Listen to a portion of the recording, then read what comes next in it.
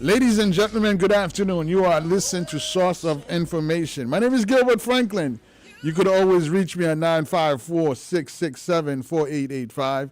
954 667 4885. We have a beautiful guest, and I mean beautiful. She's on hold because she has some great information for you guys that's been asking me about the cola. What's the cola going to be for 2025? Well, that's what we're going to discuss to you. In case you guys don't understand, the acronym COLA is Cost of Living Adjustment. So we're going to get into that this hour. And well, first of all, let me introduce the guests. We have Susie on the line, or Suzella, but she like to be called Susie. Susie, good afternoon. Welcome back. It seems like it's been a long time since you've been on the show. Yes. It's been a while. And thank you for having me. Good afternoon. And I also thank you for the compliment. We'll take compliments any day, however they come, as long as they're compliments. Yes. Absolutely. So tell me, you got some new information regarding the cola. Correct. For 2025, that is. 2020, exactly, for 2025. We know what in 2024 it was 3.7%, right? Correct. So yeah. now for potentially, because officially it hasn't come out yet, but potentially, what are they saying potentially what it will be in 2025? It's likely to land between 2.66% to 3.2% based on the latest consumer price index data. Okay, tell me more about that. So 3.6 to 3.2. And you say it's based on the consumer price index. And that's basically information that they gather based on inflation, what potentially where inflation will be come October, right?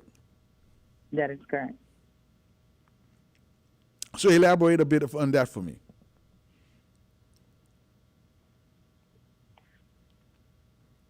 Are you there? Sorry, yes, I'm here. Sorry about that. Yeah. Yeah, it's pretty much the inflation trend, as you stated, is based on that. And as a result, the projection, the 2025 COLA projection range, so it's pretty much going down, it looks like, because of the inflation. Because from 3.6, as you stated this year, to 3.2, percent. Yeah, for the past couple of months, it's been fluctuating. It was down, then it went back up again, and now it's coming on the way down. So it's a good chance that, yes, by October, we'll be within that range from 3.6 to 3.2 inflation rate. Okay. Correct. So how does that impact people that's receiving Social Security benefits, SSI, disability benefit, and veterans? Well, as far as impact in a positive way, you mean, or? Well, both. Let's get into both the positive impact and the negative impact, because we know the negative impact is that as the inflation stays at 3.4 or 3.2, basically it's a loss of it's reducing the buying power of the consumer. Right. So that's why that they already have in place a cost of living adjustment in the event that whether it's fall between that, so the increase will be for those individuals that's receiving Social Security benefits, Security benefits, SSI, and veterans also. So the positive impact is going to be what? The increase. The increase. So Absolutely. you mentioned about a negative impact. How is it going to impact them negatively? I Well, it might not. It's just that, sometimes when they get an increase on their Social Security, those who receive Medicaid, if they don't increase the level of Medicaid, like you have to make a certain amount on Social Security to be eligible for Medicaid, if they don't increase that, it will impact And in the past, them. sorry for cutting you up. In the past, what we have seen is that as they increase, the cost of living adjustment, they also increase the amount, the eligibility requirement, the financial eligibility requirement they increase the financial eligibility for Medicaid, for low income subsidy, for all these programs too. In terms of that, in terms of the Part B, because we've seen the few years previously, every time they increase the cost of living, they make a cost of living adjustment. They've also have increased the Part B. So, Yeah. what have you seen in that reports in terms of the Part B premium? It's subject to increase as well because of that. So it's estimated that it will be 185 versus 174.70. So they're gonna add $10 on top of it, roughly. Roughly, yes. So I'm going to need you to remind me how much that is because I've been getting it wrong all this year. Here we are in the middle of the year, and I was still saying 174.90 until you correct me recently to let me know it's 174.70. 70, yes. And I've been giving you credit since too. So it's gonna go. It potentially is gonna go to 184. 185 flat. 185 flat. Wow. It's still not 200. It's still not $200 yet because back a couple of years ago, I thought that it was going to go well over 200, and that's when the Biden administration stepped in and had them reduce it, which was a good step because otherwise we would be well over 200 for the Part B premium. Although a lot of our customers,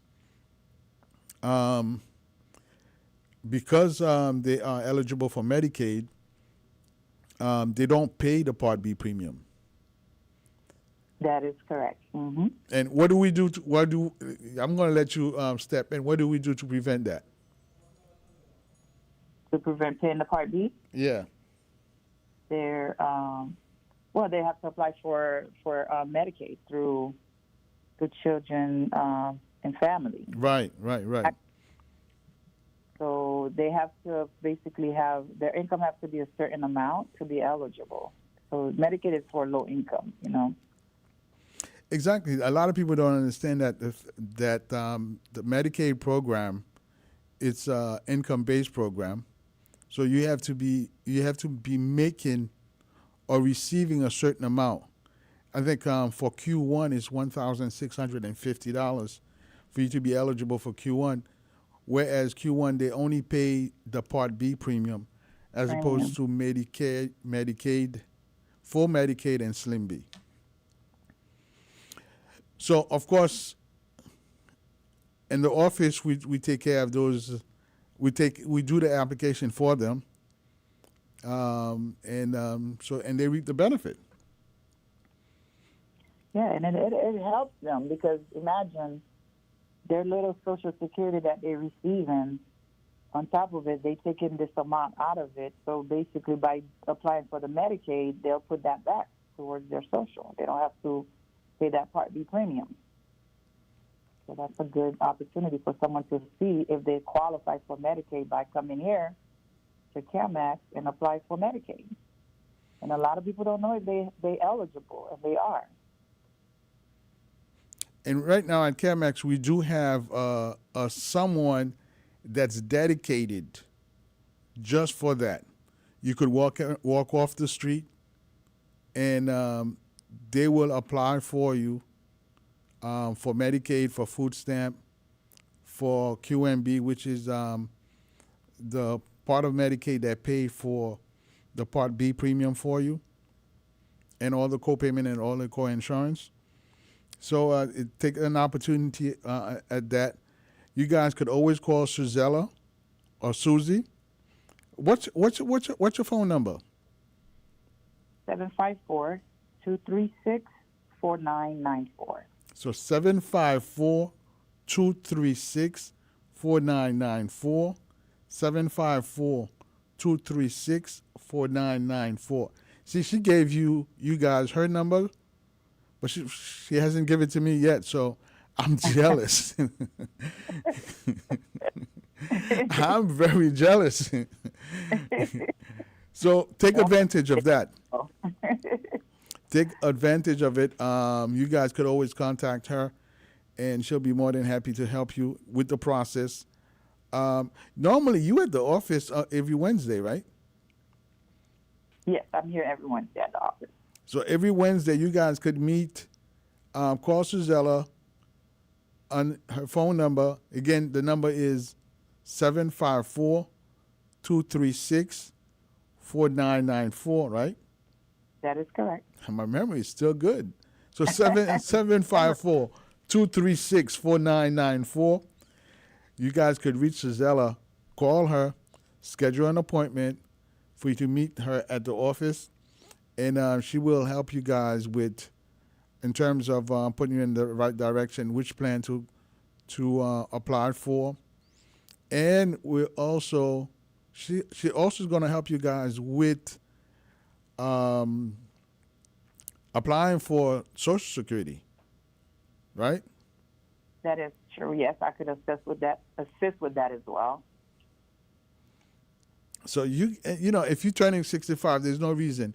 Right now, anyone that's listening, you know that 3 months before, that's when you apply for Social Security benefits.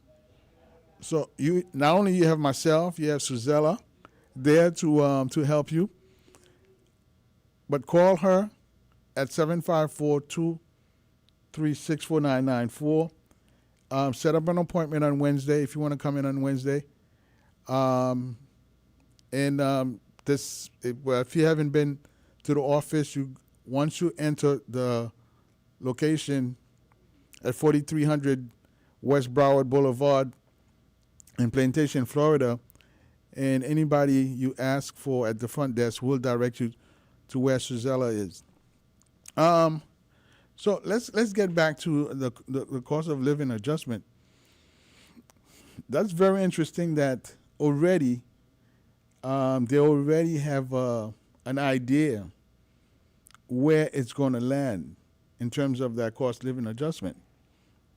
And the only area that's going to be impacted every time that your Social Security benefit goes up is the food stamp. So your food stamp's going to drop. But yes, go ahead. I'm sorry. No, I'm following you. Yeah. Go ahead. But what you could always do is that when that happens, come to the office, and adjustment can be made when it's time to renew your benefits.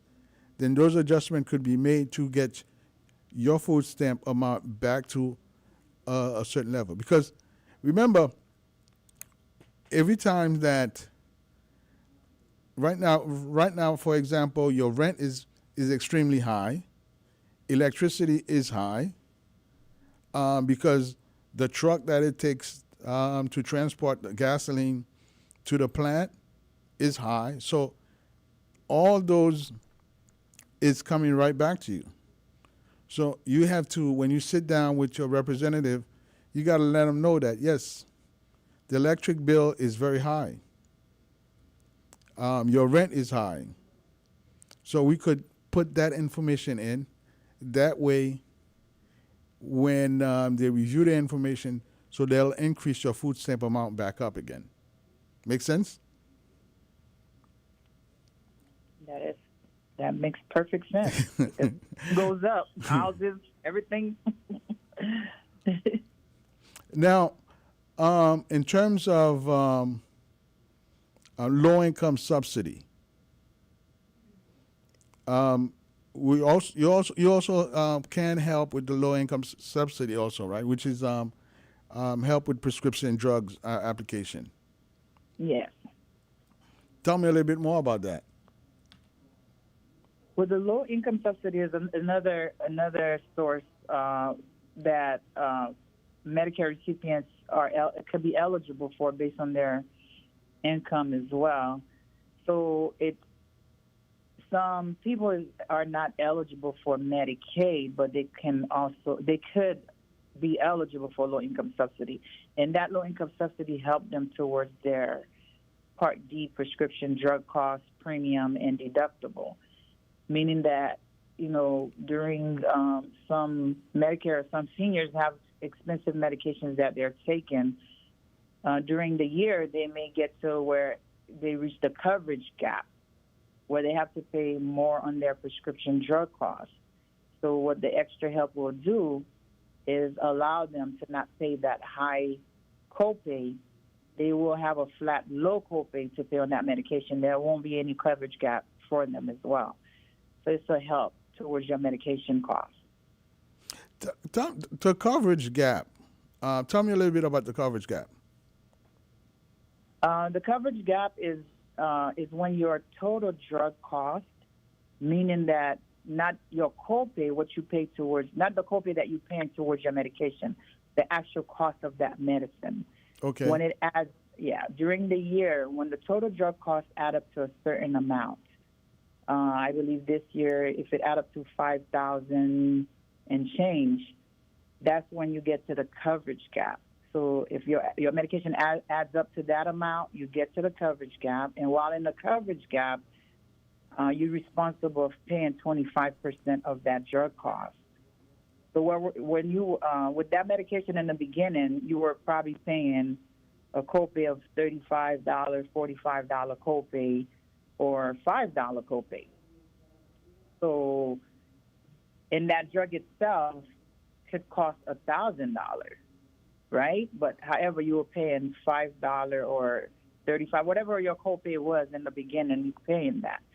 So, if the drug itself retail at $1,000, it's the $1,000 that's going to count towards your coverage gap. So that means you're going to have to on your fifth month of the year, which is May. So it starts in January. So let's say by May, you're going to be in the coverage gap. So while in the coverage gap, you would pay 25% of that $1,000. So your medication is going to go up. The cost is going to go up. Mm. Yeah, until you pay out another portion, then it go down, you pay zero. So is that the same thing as when they used to say the donut hole? Yeah, coverage gap is also known as a donut hole. Okay. So you pay a certain amount. You're going to pay a certain portion out of your pocket, and when it reach to $8. I'm sorry. When it reach after you pay out of your pocket, it's from the $5,000 to $8,000 out of your pocket. Wow. And then that. Yes, go ahead. Then you'll be when it reach to 8,000. That's when you're going to pay. You'll be in the catastrophic coverage. And Exactly. while you're in the catastrophic coverage, that's when you're free. You're pretty much not going to pay anything out of pocket. It just started this year, though. You pay zero after the catastrophic coverage. You pay zero. Before previous year, you used to have a copay on your catastrophic coverage, but this year is zero. Now, and that's where the low-income subsidy helps you a little bit. But one of the things that in this industry, I think I have to give the credit to the doctors that's proactive about that, the primary care doctors, is by prescribing generic instead of brand names, to help bring the prescription costs down, right? Yes, that is true. So if they only prescribing you generic throughout the year, then you will never reach the coverage gap or the donut hole, as us old folks knows about it. Um, um, so that's good information to know. A lot of you are getting. Some people prefer to get the brand name, and the difference between the brand name and the generic is really there's not much different. There's not much daylight between them. It's the same company that's creating the same drug. The only difference is that they just make a slight adjustment on the generic so they could sell it at cheaper price. Make sense? That does make sense. Yeah, So because a lot of doctors, they most likely, provide, prescribe the generic. However, there are some medications that are, even if you need it in generic, you won't be able to get it. For example, some of the insulin, they're costly. So those who take an insulin, that's who gets into the coverage gap or donut hole during that year. but however, this year, remember the Biden administration have brought down the insulin price extremely down. Right. I mean, they pay what, $35, right? $35, yes. Right. Maximum is 35. That's their copay, but the insulin costs $400-$500 retail. Right. Now, the fact that the insulin, obviously, if it's costing $500 and they're only paying $35, whether you have insurance or not, somebody is absorbing the difference. Right. Of course, someone's right. The insurance vendor or whoever, the manufacturer. But what I'm saying is that when they get to the coverage gap, that's what bringing them to the coverage gap. That high cost of the drug, Right. not that $35 copay. Right. I'm sure right now they're making some adjustment so it reflects the coverage gap also, because if the price has brought down to $35, then that's what will represent in the coverage gap. That that's we could find out more about that in a future date and talk about that, because you have some. We're going into an area that's not really ours, but you have some prescription drugs that's especially the HIV drugs cost about $3,000 a piece. So I could imagine what's being done, because if you're spending $3,000 on one medication, and the coverage gap is what, 5,000? Mm-hmm. So this person, within the first month, they're already in the coverage gap.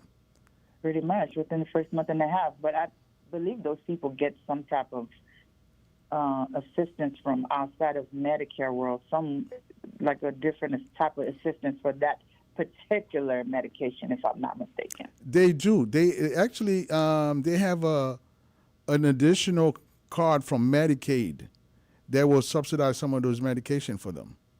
Okay. Interesting. That's a good point you brought up. Yeah. And I had that experience with one of our patients that brought to me a card, and they received in the mail, and that card they were able to use it also along with the other Medicaid card, so to help absorb the cost of that prescription drug. However, the insurance company now, it's a different story, because with the insurance company, what they do, they still absorb the larger portion of it.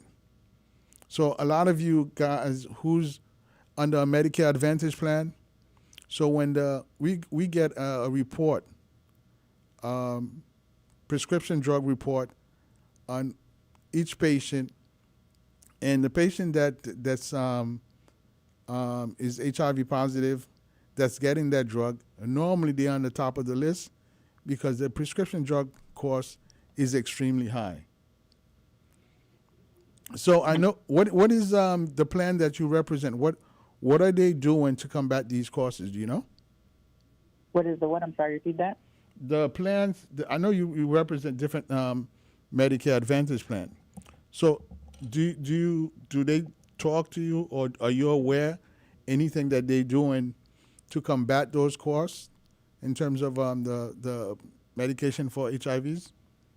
No, I haven't. No. Okay. Yeah, Well, I haven't heard any information in reference to that.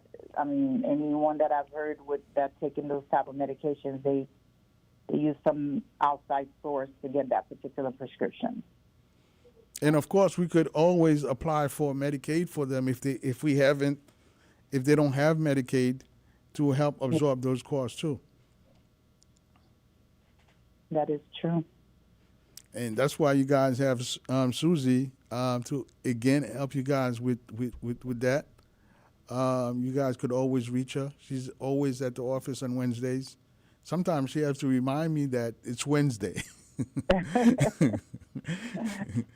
So, what other information do we have for us in terms of Social Security benefits?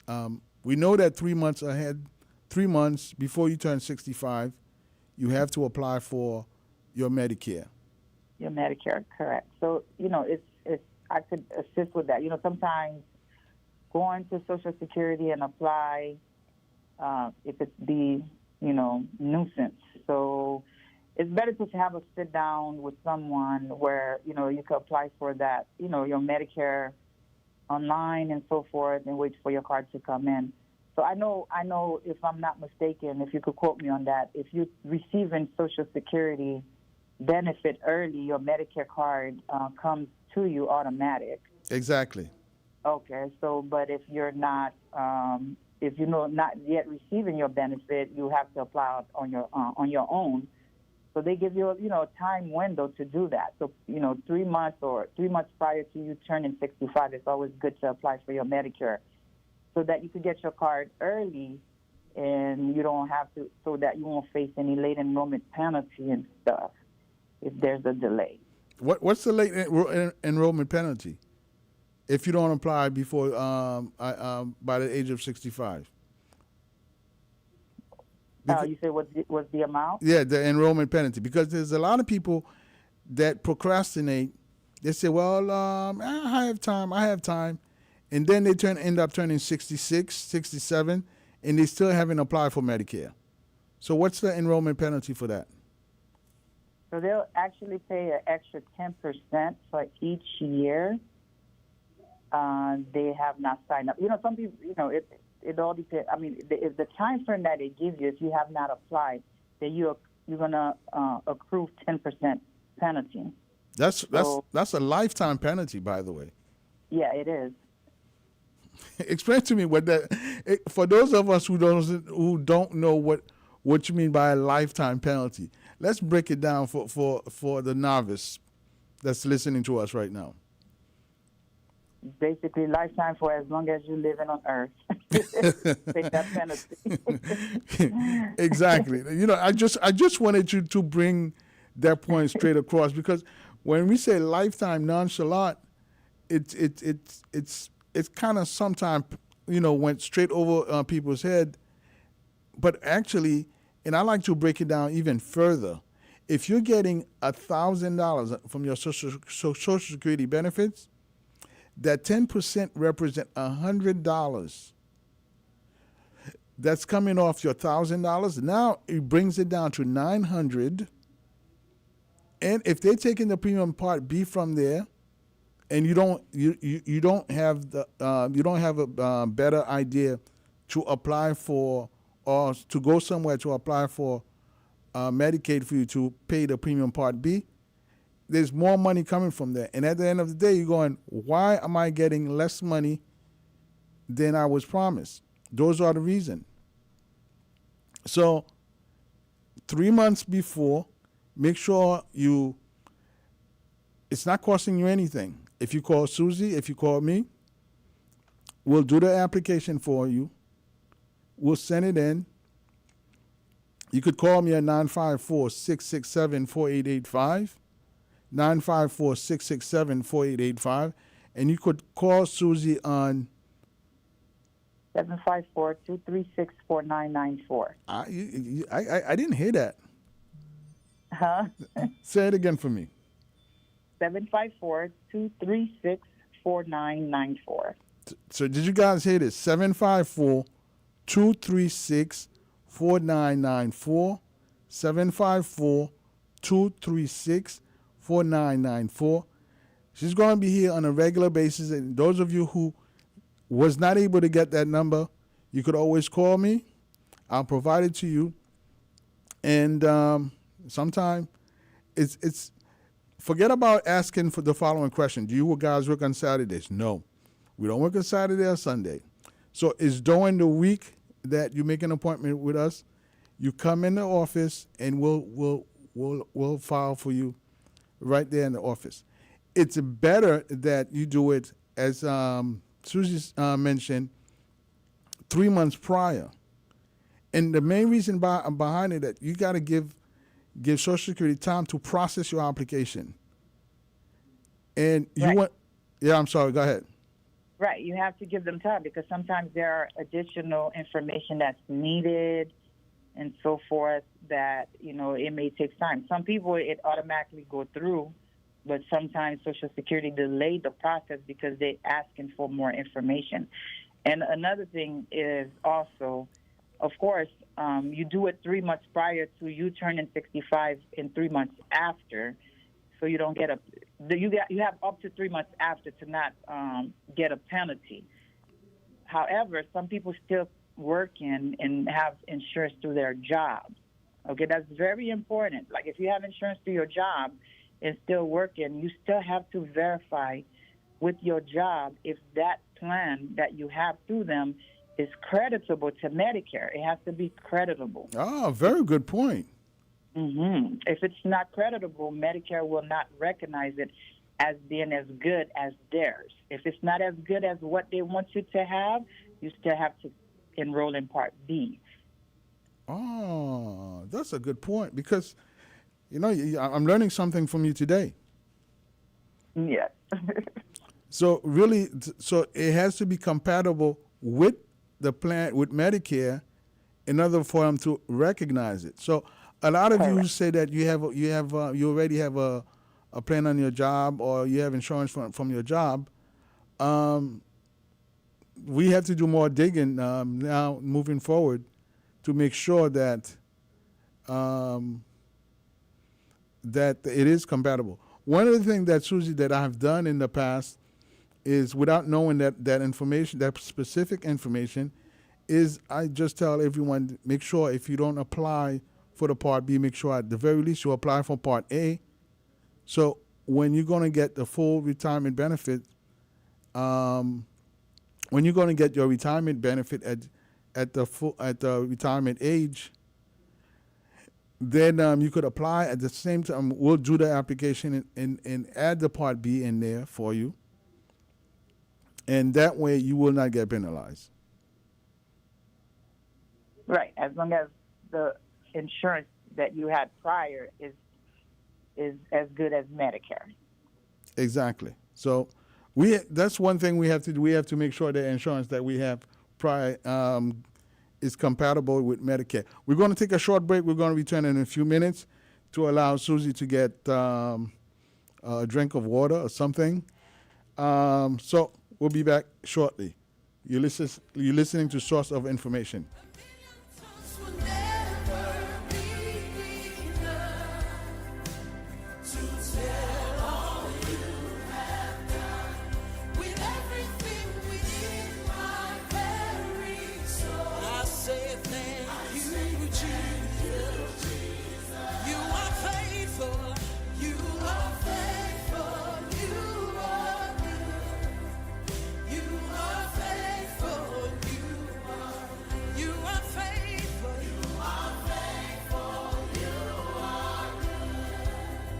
You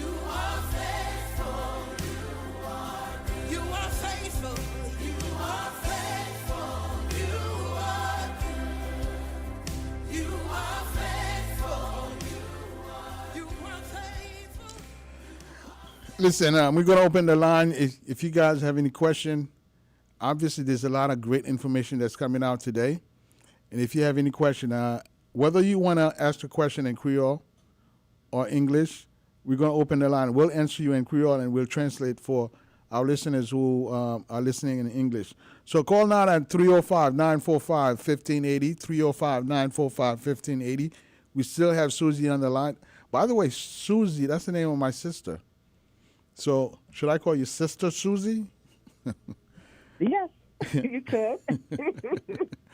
I'll take that.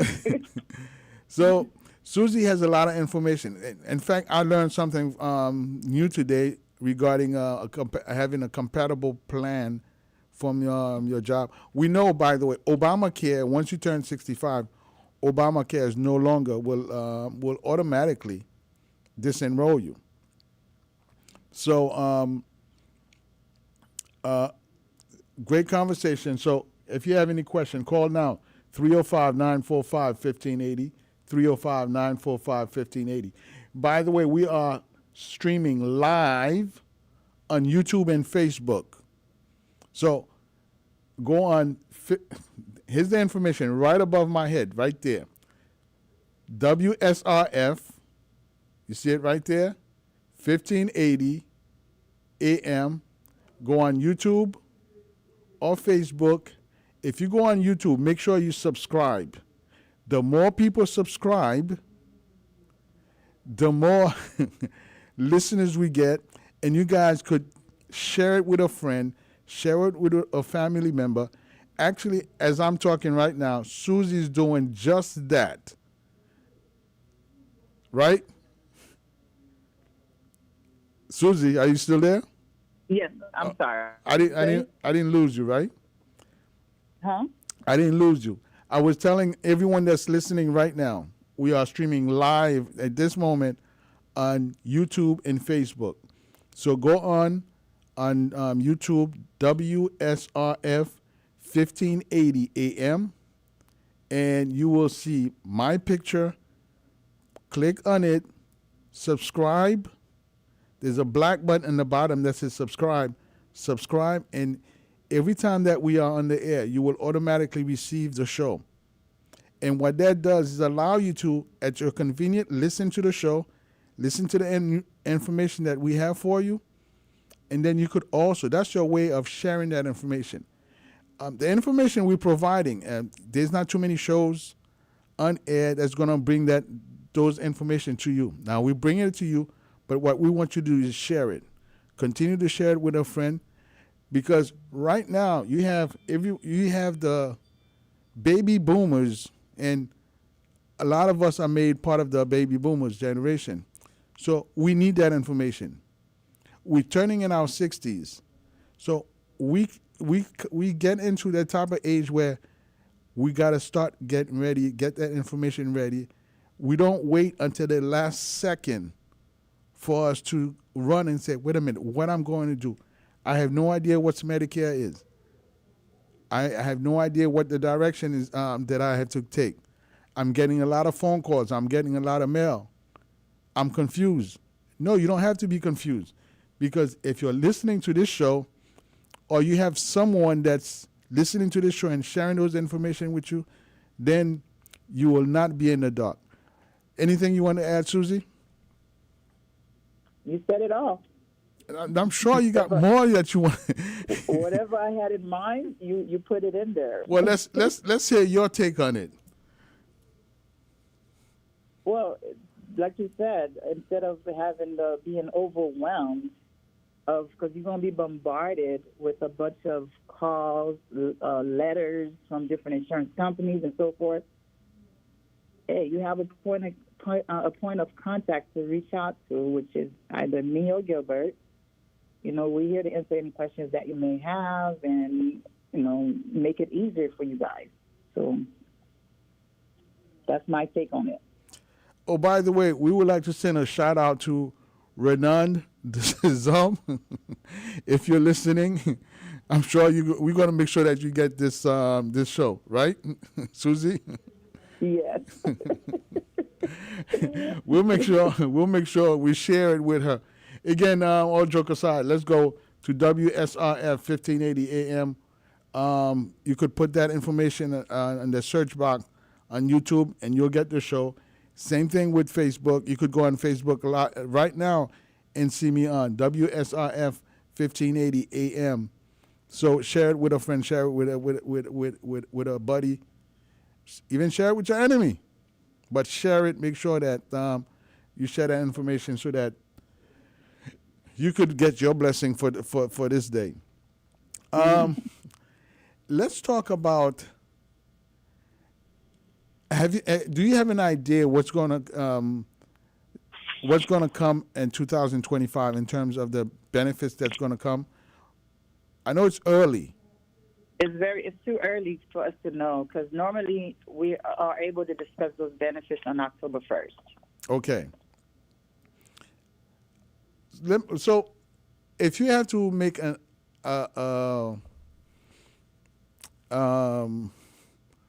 guess, and I know I'm putting you on a limb there.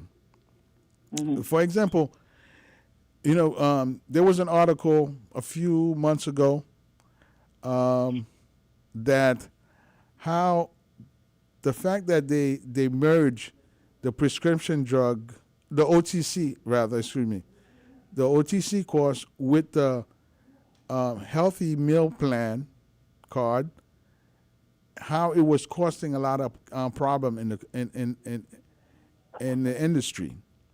So, what's your guess, if you had to guess anything? Are they going to continue with the same practice when the centers are calling foul?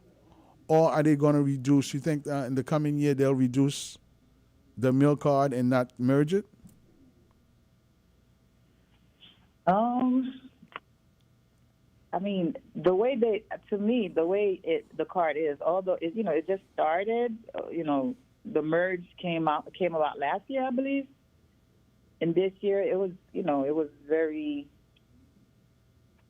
confusing. Now everybody's now understanding it. So I wouldn't want them to put it, change it. To me it worked out. It's working out because all the seniors are understanding it a little bit better. So I'm not sure if there's going to be any changes. And if there is, I'm hoping they don't decrease anything, Well, for the agent, let's put it this way, it's a good selling point, makes life easier for them, but also on the other end for the centers getting a hit on because let me explain it on the point of view of the centers. The centers get a certain amount for each patient. So let's say hypothetically they're getting $1,500 per patient per month, and that's what Medicare is paying to the plan, and the plan is passed down to the center. Now, when you take off the doctor's prescription drug, the Part B premium prescription, the Part D prescription, and specialist, and let's not even put hospitalization in there yet. So, without hospitalization, you take away $200 to $300 because every benefits that you're given is coming out of that money. This is where the centers run into problem. And if the centers are crying foul, they're not making any money. Obviously, the plan is always going to have to make 3% profit. Otherwise, they're going to cancel their contract. Mm-hmm. So somebody have to look out for the centers in order for them to help them keep the lights on. So my take on it, I believe that they're going to reduce it and not merge it, because the fact that they were merging it, that's what caused all the chaos. Because then you were able to pay phone bills, electric bills. The system was not designed for that. It was a system that was designed just to take care of your medical need. So let's see, because Humana is the one that started with that, and of course, Humana has well over, I think over 100,000 lives, if I'm not mistaken. It might be more than that. So when you have that many lives, it's impacted a great deal. I think it's more than that, actually. I don't have the exact amount. So the impact, it's felt throughout the industry for a lot of people. And that's my take on it. After reading the article that came out a few months ago, and you start seeing that on the different doctor's office now saying that, well, nope, we're not taking Humana. So, and just the same way when they came out with it, a lot of patients was jumping ship, leaving their plan and going to Humana. So something has to be done. That's my take. What do you think? Wow, we're hoping something is being done in a positive way. That's my take. It worked out, we're hoping it works out for everyone, doctors, clinics, patients, members, And let's not forget the agents. And the agents, absolutely. Correct. Now, on a different note, the low-income subsidy. I remember when low-income subsidy came into play, everybody jumped in the bandwagon. If you didn't know how to file for one, you learn how to file for one. From previous year to that year, enrollment was literally tripling or quadrupling for that particular year and continue thereafter. Now, the main thing is the plan that has a 5-star rating. So as we know, this year there are only 2 plans with 5-star rating, right? Yes. And they are? You say them. You could go ahead. There's 2 plans with 5-star rating. Again, Health Sun continuously from year to year to year to years. I think they're going in 7 years straight with a 5-star rating. Humana, for the first time, I believe, this year has a 5-star rating. Now, we only have, 6-7 months left for the year, and we'll find out who's going to get the 5-star rating next year. Now, what's the impact or what's the advantage of having a 5-star rating? That you can enroll in these plans throughout the whole year. So you have a special enrollment period to allow yourself to make a change to these plans. And tell me about, is there any other special enrollment program? There are several special enrollments. And there's. Yes, go ahead. You want to discuss the special enrollment? Yeah, let's discuss that. Special, okay, there are several special enrollment. Of course, the typical special enrollment are, when the annual enrollment period that typically starts October 15th through December 7th. And then you have the open enrollment period that starts January 1st through March 31st. Those periods are they're always there. So the annual enrollment period is for one who's already been on a plan, on Medicare and have a plan. Let's say if they decide that they want to switch out to a different plan for the following year, so that's that time frame, October 15th to December 7th. And January 1st through March 31st are if you did make a selection and you decided that you want to change your mind, you have a one time during that time frame to change your mind again, meaning that you could change from one plan to another. That's from when? That's from January 1st to March. You say March 31st? March 31st. Ah, okay. Yeah, so basically if they had a Health Sun HMO, they could change to Humana HMO if they had a vice versa. So now there are other after March 31st, you in the rest of it's considered rest of the year. During that time frame, there are circumstances that allow someone to be able to change their plan as well. There may be a hurricane that those are considered. I forgot the name of these enrollment periods.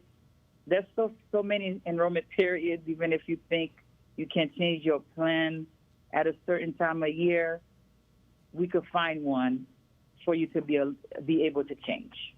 So let's put it that way. So some people think after March 31st they cannot change at all.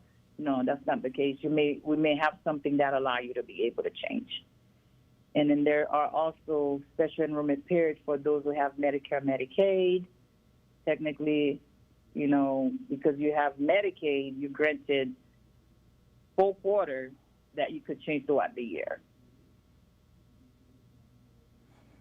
So if you have, repeat that, if you have Medicaid, you could change throughout the year. Yeah, you have a special enrollment period that's called, it's basically technically you can make change each quarter. Okay. It's not recommended to do that, but you have that time frame to be able to change.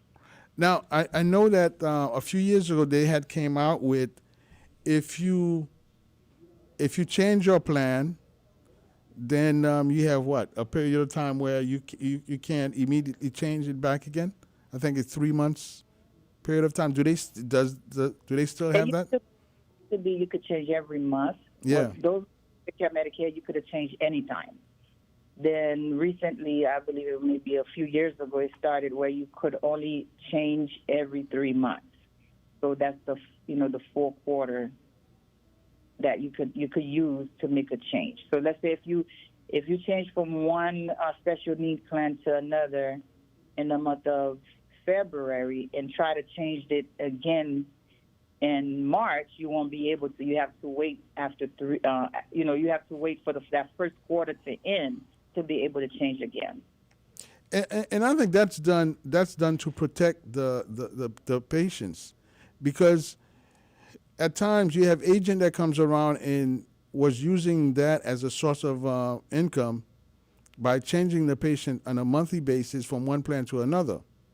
So now they put that in place so that people are not coming to you and take advantage of you, changing your plan every month or every couple of months as they decided.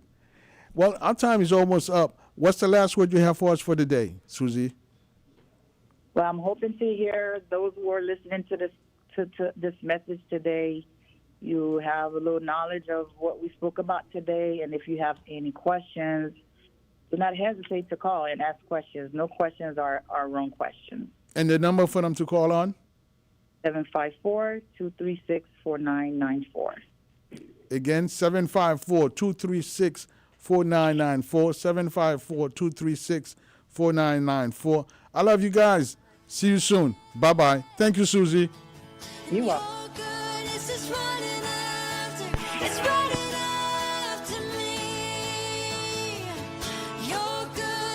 Running